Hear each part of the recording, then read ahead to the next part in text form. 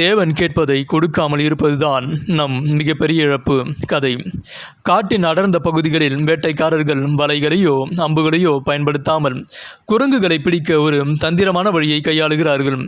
குரங்குகளின் ஒரு முக்கிய பலவீனத்தை அவர்கள் நன்கு அறிவார்கள். அது எதையும் விட்டு கொடுக்க முன்வராத குணமே ஆகும்.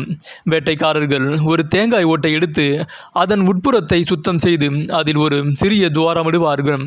அந்த துவாரமானது குரங்கின் விரிந்த கை உள்ளே நுழையும் அளவிற்கு மட்டுமே இருக்கும். அந்த ஓட்டின் உள்ளே வாசனையுள்ள வறுத்த வேர்க்கடலைகளை நிரப்புவார்கள். பிறகு அந்த தேங்காய் ஓட்டை ஒரு மரத்தில் உறுதியாக கட்டிவிட்டு மறைந்து கொள்வார்கள். வேர்க்கடலையின் நறுமணத்தால் ஈர்க்கப்பட்ட குரங்கு மெதுவாக அதன் அருகே வரும். தனது கையை அந்த துவாரத்தின் வழியாக உள்ளே நுழைத்து கை நிறைய வேர்க்கடலைகளை அள்ளிக்கொள்ளும். ஆனால் வேர்க்கடலையை தன் கைக்குள் மூடிக்கொண்டு கையை வெளியே எடுக்க முயலும் போது துவாரத்தின் அளவு சிறியதாக இருப்பதால் கையை வெளியே எடுக்க முடியாமல் தவிக்கும். தன் பேராசையினால் அந்த குரங்கு தனக்குத்தானே கைதியாகிறது. அது கத்தி கூச்சலிட்டு போராடினாலும் கையில் பிடித்திருக்கும் வேர்க்கடலையை விடாதவரை அதன் கை வெளியே வராது. வேட்டைக்காரர்கள் எளிதாக வந்து அந்த குரங்கை பிடித்து செல்வார்கள். அது தன் உயிரையும் சுதந்திரத்தையும் இழக்க காரணம் அது தேங்காய் ஓட்டில் சிக்கி கொண்டது அல்ல, மாறாக கையில் இருப்பதை விட்டுவிட மறுத்ததுதான். ஆன்மீக பாடம். இது நம்முடைய ஆன்மீக வாழ்க்கைக்கு ஒரு சிறந்த எடுத்துக்காட்டு.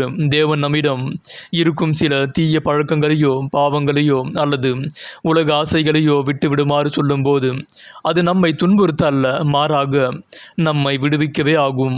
நாம் வேர்க்கடலை போன்ற உலக ஆசைகளையும் பாவ சுபாவங்களையும் பிடித்து கொண்டிருக்கும் வரை நம் ஆத்துமாவை அழிக்க துடிக்கும் பிசாசின் வலையில் சிக்கியிருப்போம். பரலோக பாதையில் செல்ல வேண்டுமானால் நாம் நம் கைகளை விரித்து பாவ சுமைகளை கீழே போட்டுவிட்டு கிறிஸ்துவின் சுபாவத்தை தழுவிக்கொள்ள வேண்டும். வேதவசனம். மனுஷன் உலகம் முழுவதையும் ஆதாயப்படுத்தி கொண்டாலும் தன் ஜீவனை நஷ்டப்படுத்தினால் அவனுக்கு லாபம் என்ன? மார்க்கு 8:36 முடிவுரை. வேர்க்கடலைக்காக தன் உயிரையே இழந்த குரங்கை போல நாம் இருக்கக்கூடாது. நம்முடைய பாவங்களை இன்று தேவனிடம் ஒப்படைப்போம். அதன் மூலம் அவருடைய கிருபையினால் விடுதலை பெற்று நித்திய ராஜ்யத்தின் பாதையில் நடப்போம். ஆமென்.